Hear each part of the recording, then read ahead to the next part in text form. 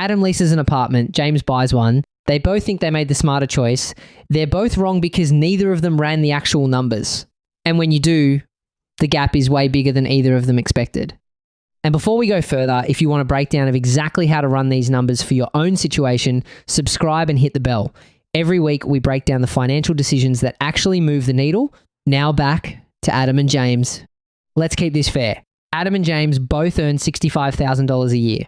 They both want to live in the same neighborhood, same city, same zip code. Adam finds a 2-bedroom apartment renting for $1,800 a month. James finds a comparable 2-bedroom condo listed at $280,000. Same square footage, same commute, same grocery store around the corner. The only difference is what they sign. Adam signs a 1-2 month lease. First month, last month, and a security deposit.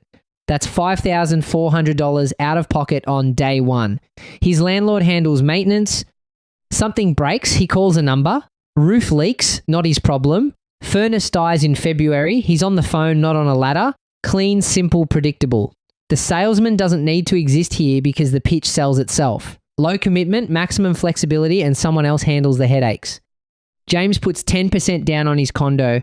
That's $28,000 at closing, plus another $4,000 to $6,000 in closing costs. So before he's unpacked a single box, James has handed over roughly $33,000. His mortgage at 7% interest over 30 years runs him $1,864 a month.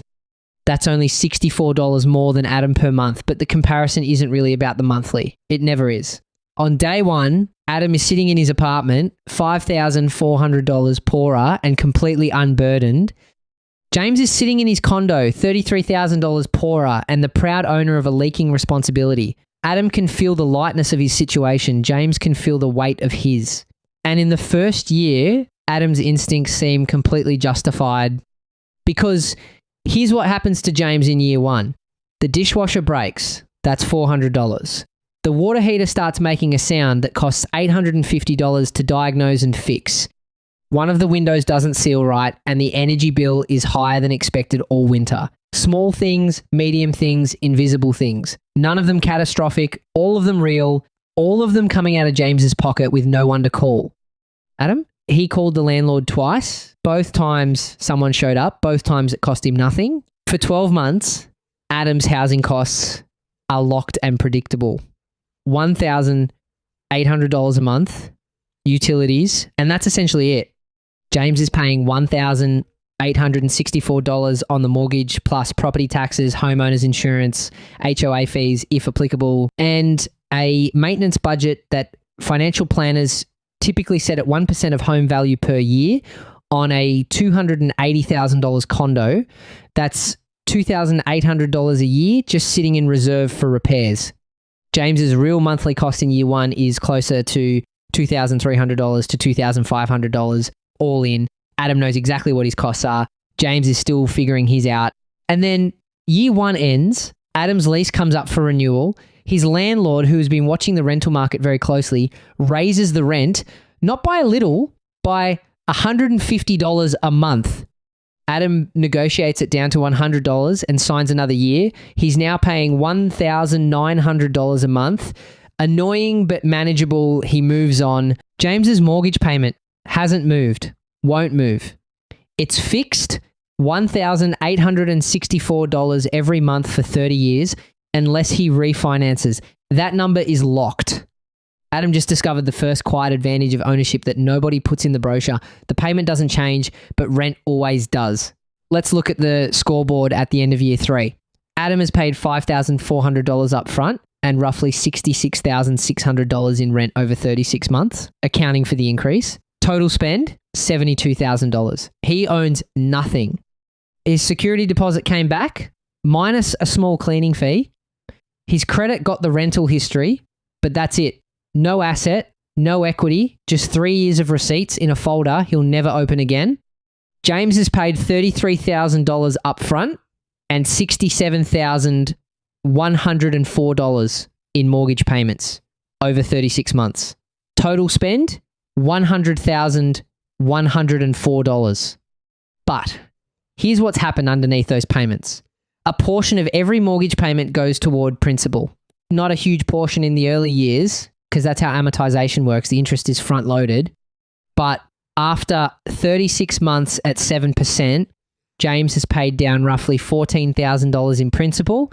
His loan balance has dropped from $252,000 to around $238,000. And his condo, in a stable market with modest 3% annual appreciation, that $280,000 property is now worth approximately $306,000. James's equity, the difference between what the condo is worth and what he owes is around $68,000. He put in $33,000 and now controls $68,000 in equity. That's not magic. That's leverage, working exactly the way it's supposed to. Adam has $0 in equity. James has $68,000. The gap doesn't look like $64 a month anymore. But let's be honest about what can go wrong for James, because this story isn't clean. Markets don't always go up. If that condo drops 10% in value, James is looking at a $28,000 paper loss that wipes out a significant chunk of his equity. In 2008 and 2009, people who bought at peak prices watched years of equity vanish in months. Adam, renting through that same period, watched from the sidelines. His $1,800 didn't become worth less overnight. He didn't owe more than his home was worth. He just kept paying rent and kept his options open. And liquidity matters more than people admit. James's equity isn't sitting in a savings account. It's locked inside walls and drywall. If he needs $30,000 tomorrow, he can't just pull it out. He has to refinance, take out a home equity line, or sell. Each of those options has friction, cost, and time attached. Adam can write a check for $30,000 from his savings if it's there. James might be asset rich and cash poor, which is a genuinely uncomfortable place to be. Adam's flexibility has real financial value too. His job offers him a transfer to another city. He's done in 60 days. No sale, no agent fees, no timing the market. He packs his life and goes. James, getting that same offer, has to decide whether to sell, take a potential loss, pay 5 to 6% in agent commissions, or become a long-distance landlord. His flexibility costs him significantly more. So why does buying still win for most people over the long run? 3 reasons that compound quietly in the background. First, forced savings. Every mortgage payment chips away at the principal. It's an involuntary savings account. Most people don't have the discipline to take the $64 a month they're saving by renting and actually invest it. It sits in checking. It gets spent. The mortgage forces the behavior that most people know they should do but don't. Ownership is automated wealth building for the undisciplined, which is most of us. Second, inflation protection. In 20 years, Adam is still fighting rent increases. His $1,800 apartment with just 3% annual rent growth becomes a $3,200 apartment by year 20. That's not a prediction, it's math. James's payment is still $1,864. It has been since day one. Inflation worked against Adam silently for 2 decades. It worked for James silently for 2 decades. Third, the end game. James's mortgage ends, Adam's rent never does. At year 30, James makes his final payment. After that, his housing costs drop to property taxes, insurance, and maintenance. Maybe $700 to $900 a month on a paid-off property. Adam is still writing a check for whatever the market is charging in 2054. The finish line exists for buyers. For renters, the conveyor belt keeps moving. Let's check the full 10-year picture.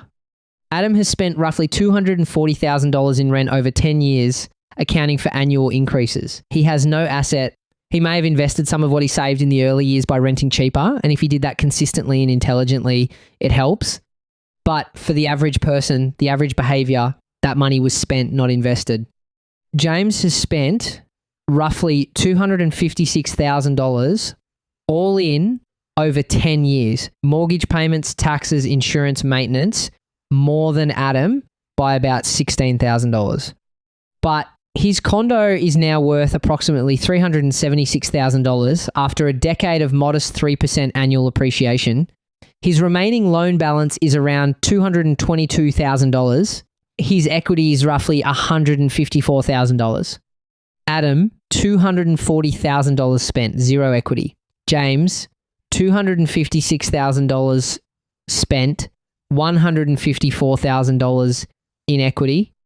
Net it out. James's effective cost of housing for a decade is approximately $102,000. Adam paid $240,000 for the same decade of shelter with nothing to show for it. The gap is $138,000. That's not a rounding error. That's a retirement account. That's a college fund. That's a life-changing number hiding behind a conversation everyone reduced to monthly payments. Here's where I'll be completely straight with you, because the answer isn't always buy. If you're moving in the next 3 to 5 years, buying probably loses. Transaction costs eat you alive. If your market is severely overvalued, buying can destroy wealth faster than renting. If your financial foundation isn't solid, no emergency fund, high interest debt, unstable income, a mortgage amplifies every problem. The leverage that builds equity when things go right accelerates disaster when they go wrong. And if you're genuinely disciplined, if you actually take the money you save by renting below market and invest it consistently in index funds, the math can flip. Not always, not easily, but it can. The problem is that I'll invest the difference is the most common promise people make to themselves and the least commonly kept. Adam and James both walked into this decision thinking about, right now, the apartment feels great, the condo feels exciting, and neither of them ran the numbers past year one. That's the trap. It's not renting and it's not buying. The trap is making a $280,000 decision based on a monthly payment and a gut feeling. The next time someone shows you a monthly payment and it looks almost too good to be true, ask yourself one question. What does this actually cost me and what does it build me when it's all over? Because in 10 years, you'll have spent the money either way. The only question is whether something is left standing when you're done